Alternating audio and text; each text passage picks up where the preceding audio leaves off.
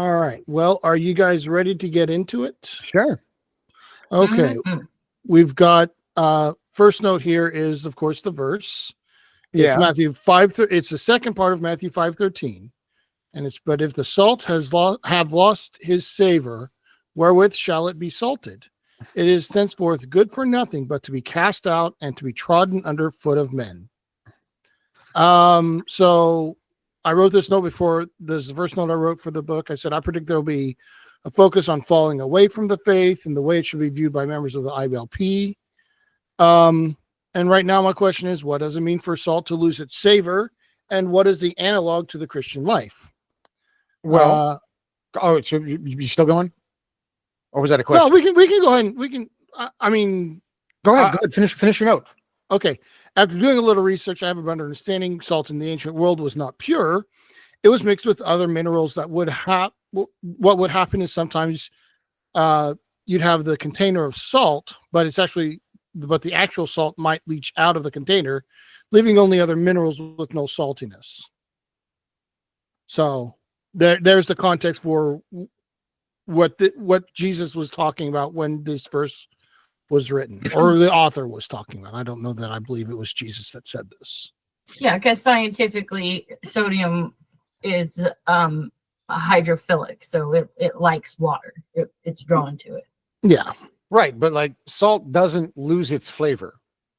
Right, salt doesn't lose its flavor. When they say so like if you had pure salt, it would always be salty. It's the fact that the salt disappears and leaves the impurities behind. That's what losing its savor means. And in the ancient world, all they saw is, hey, there's still white stuff here, but it doesn't taste salty. Right, and so Jesus didn't know about salt, and so got it wrong. Is what we're saying here. I mean, it could be. That's certainly one way to see it. Now, one thing I did find that I thought was neat in my research was that as early as ancient Greece, they used salt on roads to melt ice. Oh, wow. That's neat. I didn't know that. Yeah. So did the Romans. So that's look at that. That's cool. I learned something. What I would say is that they may not have identified what was causing the salt flavor of all these minerals that they have in this big pile. They may not have identified what the salt is.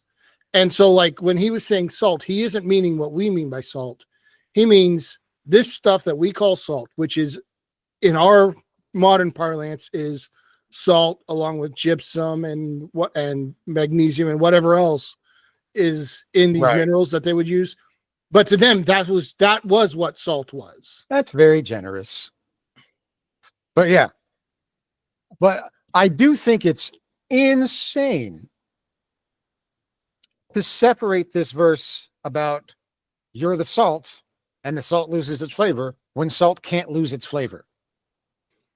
Like, this is Gothard is insane in how much he will take apart scripture to be like, and this word the, when translated into German and back into English and through French, means you have to give me money. I don't it's just ridiculous. Right. I mean, I think I remember in our church them teaching you not to be a Christian that's lost your saltiness. Like we would have kids lessons about it and stuff. And so at least maybe it was because I went to a fundamentalist, church that we were taught this. Yeah. But yeah, it seems, go ahead. No, finish what you're saying. I was agreeing with you. But it just seems like, they're just like, hey, believe this stuff and put science aside. Right.